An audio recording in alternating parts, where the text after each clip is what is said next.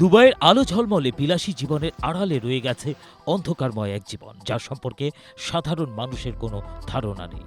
আর এই অন্ধকার জগতে ঢুকে পড়ে যন্ত্রণাদায়ক জীবন কাটাচ্ছেন পাচারের শিকার হওয়া বাংলাদেশের অনেক তরুণী। 14 মে দুবাইয়ের অন্ধকার জীবন থেকে পুরোপুরি ফেরত আসেন রূপালী আক্তার নামে এক তরুণী। তার মাধ্যমে দুবাইয়ের বাংলাদেশি তরুণীদের পাচার চক্রের খোঁজ পায় পুলিশ।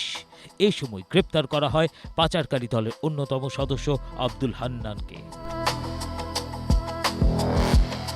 উচ্চ বেতনের প্রলোভন দেখিয়ে প্রথমে টার্গেট করা হয় 18 থেকে 25 বছর বয়সী কম শিক্ষিত তরুণীদের। তারপর ভিসাও দেয়া হয়, কিন্তু কাজের ভিসা নয়, ভ্রমণ ভিসায় নেওয়া হয় দুবাই।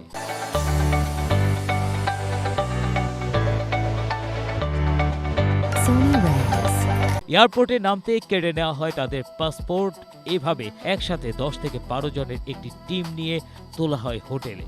তখন চোখ খুলে এই সমস্ত তরুণীদের জানতে পারেন কোনো ভালো কাজের জন্য নয়, তাদের নেওয়া হয়েছে বারে ড্যান্স করানোর জন্য।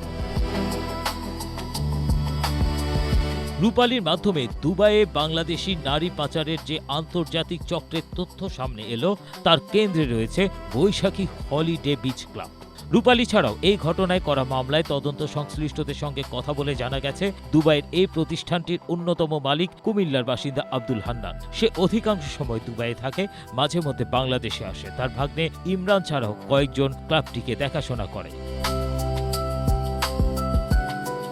সূত্র বলছে, আব্দুল হান্নান ও তার সহযোগীরা বাংলাদেশের বিভিন্ন এলাকা থেকে অসচ্ছল ও স্বল্প বয়সী তরুণীদের টার্গেট করে প্রথমে দুবাইয়ে উচ্চ বেতনে ভালো পেশার চাকরির প্রলোভন দেখায়। তারপর দুবাইয়ে নেওয়া হয়। সেখানে তরুণীদের যৌন, শারীরিক ও মানসিক নির্যাতন করা হয়। এই চক্রের কাছে অনেক বাংলাদেশি তরুণী দুবাইয়ে আটক রয়েছে। দৈনিক সমকালের প্রতিবেদনে এই সমস্ত তথ্য তুলে ধরা হয়েছে।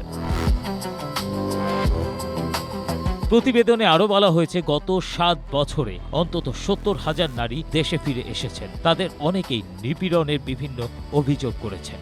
এছাড়া অন্তত 800 নারীর লাশ দেশে এসেছে। এর বাইরে স্বরাষ্ট্র মন্ত্রণালয়ের তথ্য অনুযায়ী 2012 থেকে 2025 সাল পর্যন্ত 6,000-এর বেশি নারী পাচারের শিকার হয়েছেন। একটু সচ্ছলতা পরিবারকে এনে দিতে গিয়ে এমন চক্রের হাতে পড়ে কত নারী যে বিভীষিকাময় জীবন কাটাচ্ছেন তার খবর পরিবারও জানে না। আড়ালে শুধু ঝরে তাদের চোখের পানি। ABM Asaduzzaman, Asia post.